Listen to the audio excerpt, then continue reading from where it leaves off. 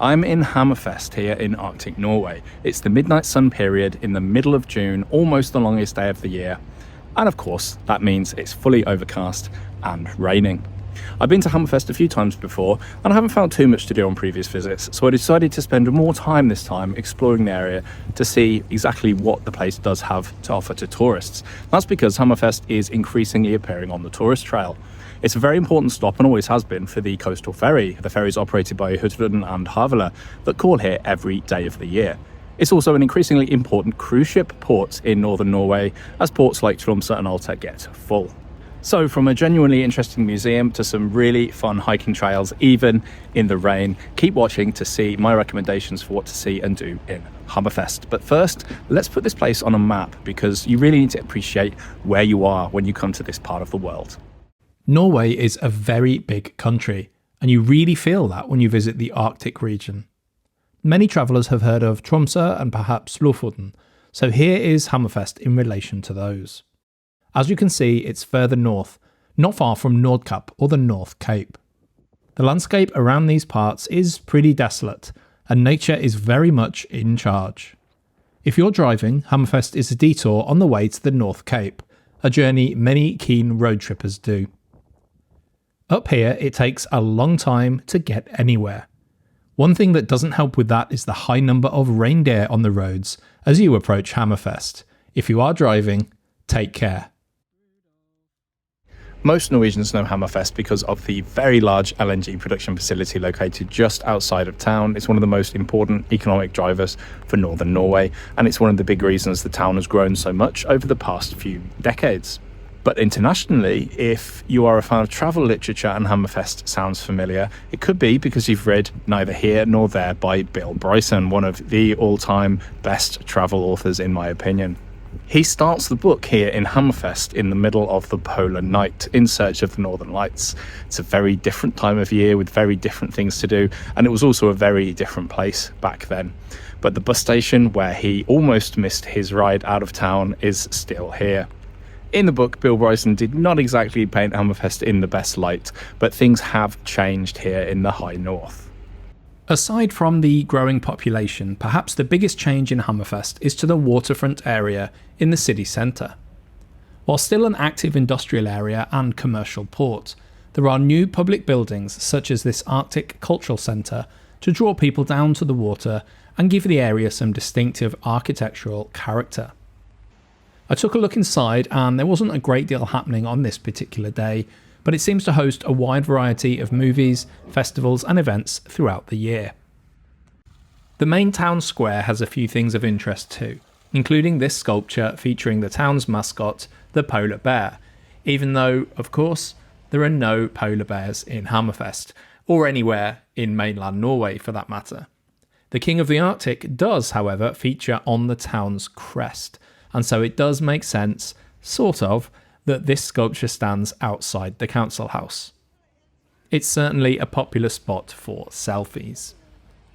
But as for the rest of the city, well, you'd be hard-pressed to find anyone who thinks Hammerfest is a particularly attractive place. But there's a good reason for that. To find out more, head to the Museum of Reconstruction. Inside, you'll find the story of Hammerfest and the Finnmark region, dating back to the Stone Age, but the real story here is that of the Second World War. Hammerfest was occupied so the German Navy could use the harbour as a base. Some buildings were destroyed in air attacks, and the population was forcibly evacuated by the occupying German troops in 1944.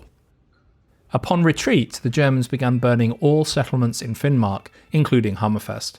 Only one burial chapel was left standing.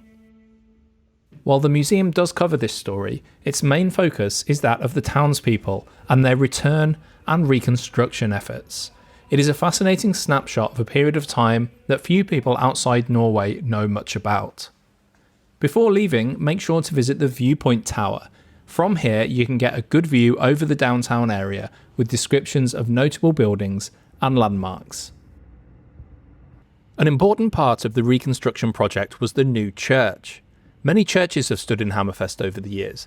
This current incarnation is a white concrete church built in the long church style in 1961. It seats just over 500 people.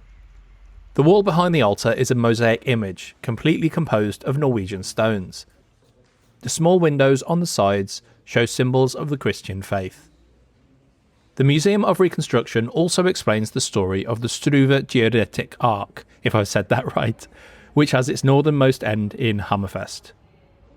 The arc is a chain of survey triangulations stretching from Hammerfest to the Black Sea, through 10 countries.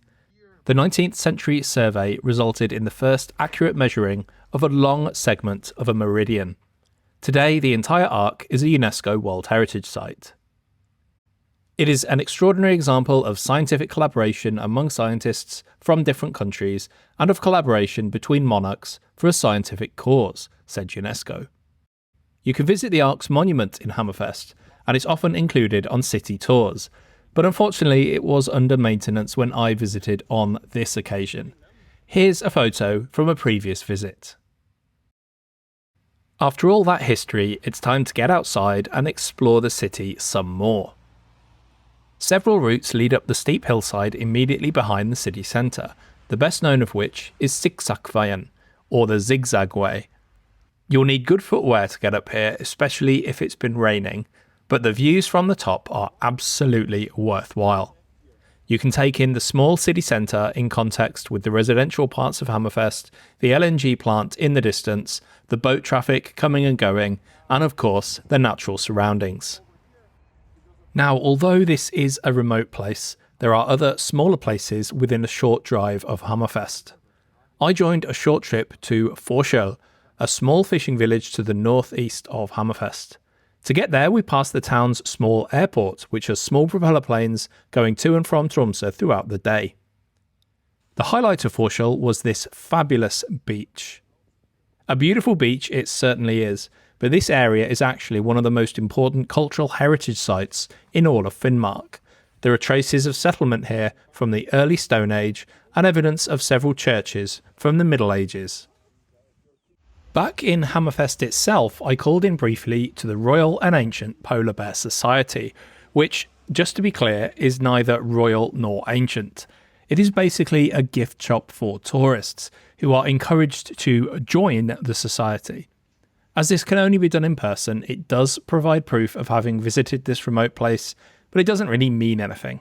However, it is still worth calling in though, as there is a small museum here, which is free, about the indigenous Sami people of Norway, the local wildlife, and the maritime history of the region.